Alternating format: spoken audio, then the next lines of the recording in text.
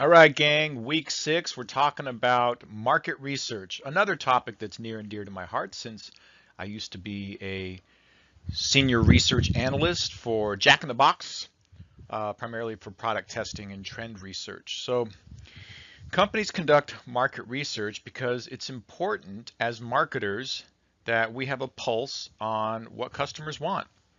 So companies can get market research in a variety of ways, and there's a couple of key concepts that I want you to grab out of this lecture. So the learning objectives for this week: understanding the difference between primary and secondary research, also understanding the difference between qualitative and quantitative research. You want to know those 3 market research terms: focus group, consumer panel, and then population validity and skew. And I'm going to wrap up by showing you how to use Google Forms, which is a free tool that you can use to do market research. Let's dive in. All right, so when we think about market research, as I was saying on my opening slide, marketers and companies conduct market research to find out what do customers want. Are our products and services and advertising, is it all resonating with our customers? So oftentimes when we're launching new products, we're doing new research to see if the product is hitting the mark with customers or if they want changes. If we're entering into new markets, if we're going after new target audiences, if we're doing branding and positioning or repositioning work. So market research is a big field. The pitfalls of market research. So market research is a way to stay close to your customer and know what they want. And that's very important, that we're not just guessing or assuming that I'm the target audience, so I know what my customers want. So you want to stay close to your customers. It takes time, however, to do market research. So if you're doing a new product launch and you have to take 4 to 6 weeks to gather consumer feedback, because you have to get a large enough sample size of people giving you feedback on a new product to make it valid feedback. So that takes time to gather feedback, because I'm sure as consumers, you've had phone calls or people approach you asking you to provide some feedback, do some market research, and the standard answer most of us give is no thanks, right? So it's hard to get a large enough sample size. So it does take time, and that can slow down product launches and decision making, and it also costs money. So you may have to hire a market research firm, you may have to pay some folks to come in for focus groups, but market research does take time, and oftentimes it does take money. Now, with the advantages of social media, a lot of companies have found out that they can use social media as a way to collect market research data directly from consumers without having to pay for it. So that's a wonderful use of social media as well. Another reason why companies, particularly large companies, do market research is to defend the decisions that they're making. So I can tell you from my personal experience working in large companies, senior vice presidents of marketing, don't get to be senior vice presidents without making sure that they cover their rear ends and don't make mistakes when it comes to new product launches or new marketing initiatives. So how do they make sure that they've defended those decisions? Well, they do market research. So sometimes market research is meant as a defensive exercise to defend decisions that are already planning to be made. So, okay, so let's dive into some of the deeper parts of market research. The first thing I want you to know is the difference between primary and secondary research. So this is pretty straightforward. Primary research is research that you go out and get brand new. Secondary research is research that is already out there. So for example, when you're doing research in this class for assignments that I'm asking you to do outside research, you're doing secondary research. You're going to websites or looking up stuff in the textbook and citing those sources. Most of the research papers you write in school, all of that data is coming from secondary sources.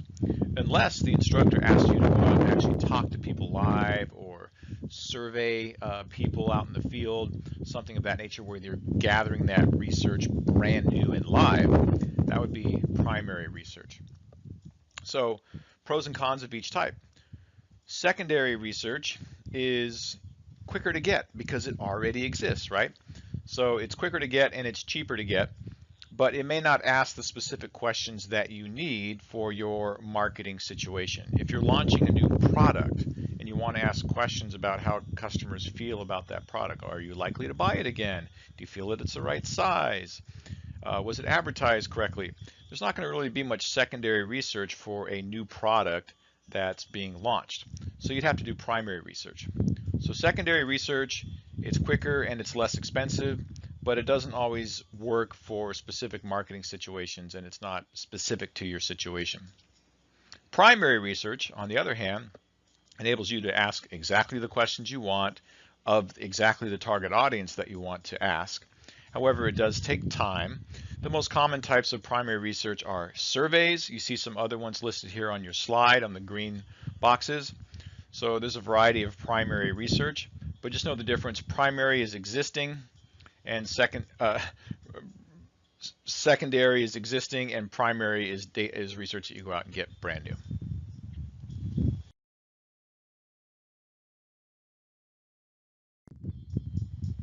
The next piece is qualitative versus quantitative research. So I'm going to start off by talking about qualitative research. So qualitative research is when you ask what we call open-ended questions of the consumer, and you're trying to get intimate feedback on how they feel about a new product or a new ad campaign. So an example of a qualitative question would be something like, tell me how you feel about this new product, or why would you not be likely to buy this product? That's a qualitative question, and they're going to have to give you some verbatim response, either writing something up or in a focus group where they're talking live. So here you're mining for feelings and attitudes and interests, and it tends to be small sample sizes because it's harder to collect this data on a mass scale. Now with sentiment analysis, where you can actually mine for keywords, like on social media sites where people are typing up and posting and commenting, you can look for certain words. They call that sentiment analysis, and try to mine for things in that way in a large sample size.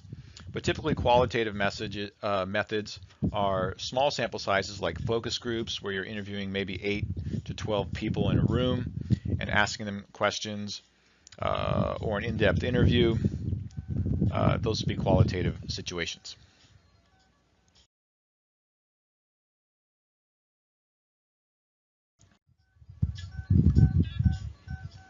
The most common one being a focus group. So when I was at Jack in the Box, we held many focus groups. I moderated some of these focus groups where you're the person in the room who's asking people questions and kind of managing the process. It's pretty fun. There's usually a two-way mirror and the client's on the other side, and they're watching while people are asking questions. And sometimes you're writing up questions in the little behind-the-scenes booth and feeding them to the moderator to ask additional questions. But we have to remember that a focus group is a small sample size. It's 8, maybe 12 people max, and you can't have a huge focus group where it's like an auditorium. It's just too hard to get everybody's feedback. And focus groups are qualitative. You're asking for people's opinions. The one classic example of focus groups is Nike. Nike used focus groups when they were talking about exercise and trying to come up with some brand ideas like why people exercise. And it was in a focus group where a customer said something to the effect of, comes to exercise, my motto is just do it. Just do it. And there was an ad executive sitting behind the focus group glass, and they heard that, and he wrote that down. He's like, that could be a good campaign. And lo and behold, Nike came up with their famous Just Do It campaign, which they used for many, many years. That came out of a qualitative research, specifically a focus group. Now it says here in this slide, you notice I also added that a focus group is effective when it's used in conjunction with a quantitative survey. So we'll get to quantitative stuff next, but qualitative, short sample size, small sample sizes, open-ended questions like tell me how you feel, and you're trying to get kind of large verbatim responses.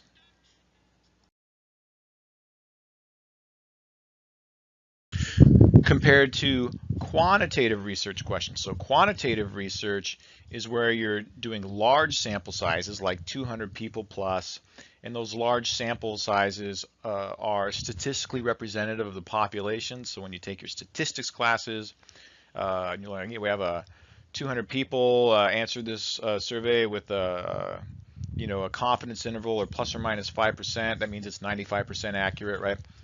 So quantitative methods have close-ended questions. So a qualitative question would be, tell me how you feel about this product.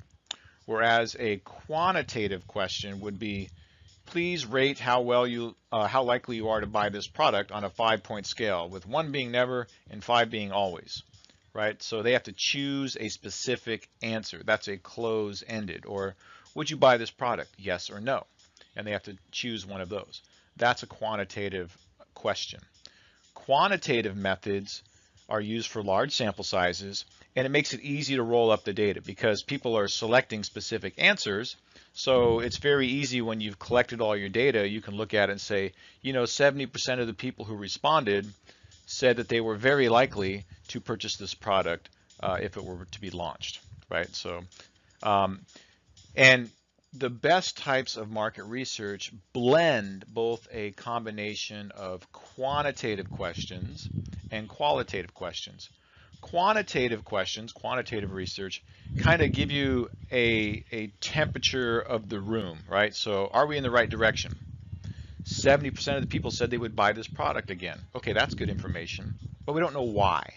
So a qualitative question would follow up and not only tell you the temperature of the room, but why people feel the room is hot, right? So 70% of the people said they would buy this product. That's a quantitative question and the data result. And qualitative research would say, when we asked people in qualitative focus group research, they said the reason they would buy this product is because they believed that it was fresh and healthy, right? So that's something you're not going to get out of quantitative research. So when we use the two combined, one tells us if we're heading in the right direction, and then a qualitative question tells us the why behind it, if that makes sense. Now you're going to see a link here for Google Forms, so I'd encourage you to click on that link, and there's a tutorial there on how to use Google Forms, and I'll get to that in a subsequent slide.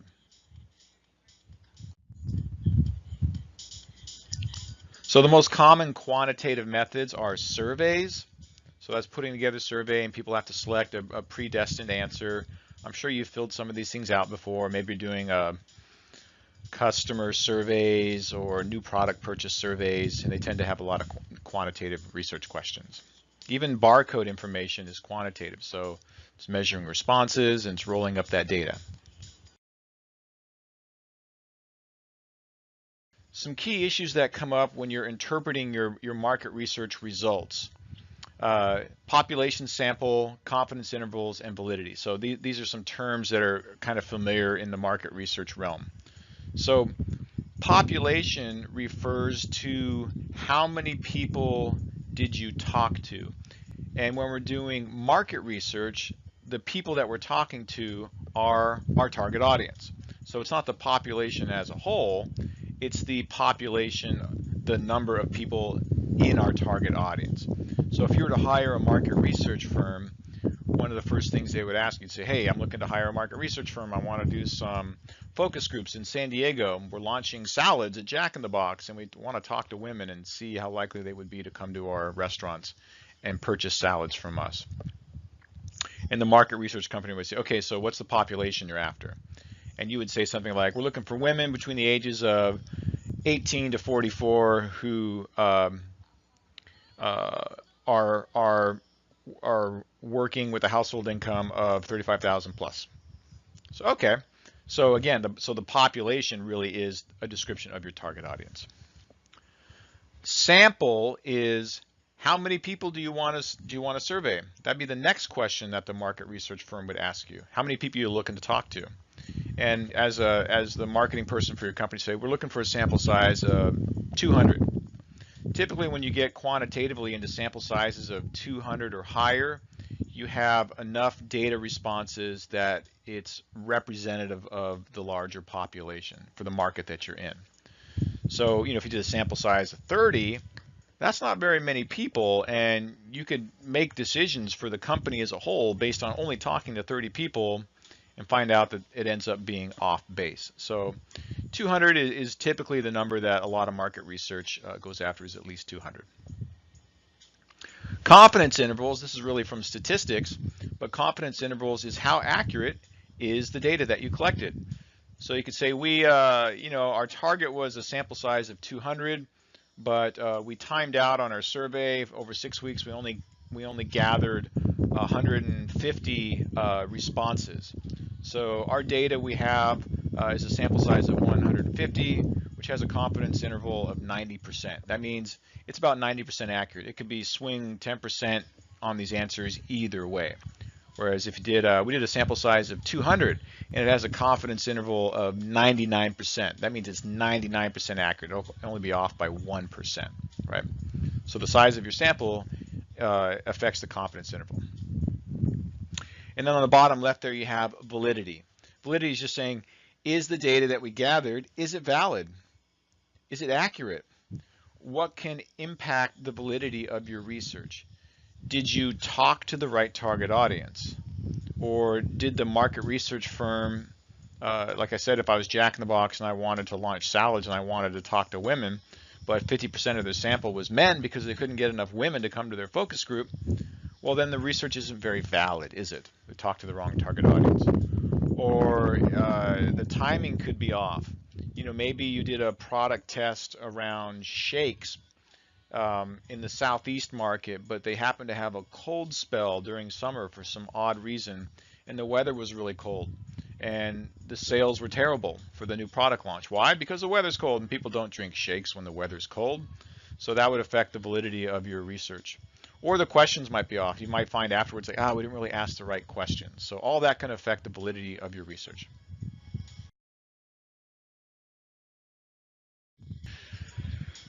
There's an art form to developing surveys. You definitely want to keep them short. I'm sure you've been the victim of somebody calling you and asking if you had time to do a quote short survey, and then they just keep asking you questions. Well, that's intentional. They ask the most important questions first, and then they get to less important questions as they go along. And frankly, they're going to keep you on the phone as long as you'll continue to ask them, answer their questions. So eventually you'll have to hang up. So you start with the easy and most important questions. You keep them short. You don't want to have leading questions. So questions along the lines of, do you like to travel? Well, who doesn't like to travel? Everybody likes to travel, right? So that'd be kind of a leading question. Or so you want to try to not infect the question with kind of the survey with anything that's leading. And you have to do also what's called a screener. That's not listed here on this slide, but that's common. A screener would make sure that you screen out people who aren't part of your sample. So if I was at Jack in the Box and wanting to research women about bringing salads to Jack in the Box, if I got somebody on the phone for a phone survey, the first question I would ask is, to make sure you're eligible for this survey, we're going to give you $10 if you spend 5 minutes and answer this survey. Are you female? Yes. Are you between the ages of 18 and 34? No. Thank you for your time. We can't have you participate in the survey, right? So the screener makes sure that you're getting the actual people that you want to talk to.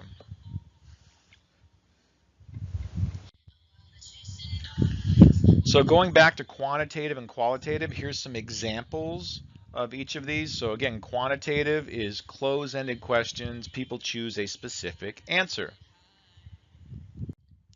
Whereas qualitative research questions are open-ended. You're trying to get people's feelings, opinions, and these types of questions would be representative of that. In a good survey, asks both. It asks quantitative first and follows up with a qualitative.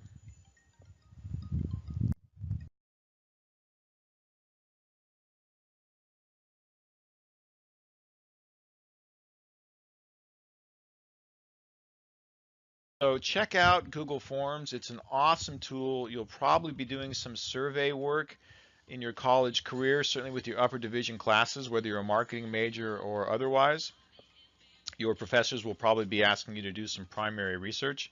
And if you are a marketing major, then you definitely want to get familiar with how to do some surveys. It's an awesome tool, it's free, and it basically enables you to build a survey by different types of questions. It could be a scaled question or even open-ended questions. And Google rolls up all the answers for you and puts them in these nice charts for you, all free. And then you can take those charts and drop them into a PowerPoint for a presentation. So super easy, much easier than I was a student your age and we had to kind of tabulate everything by hand and do it the hard way.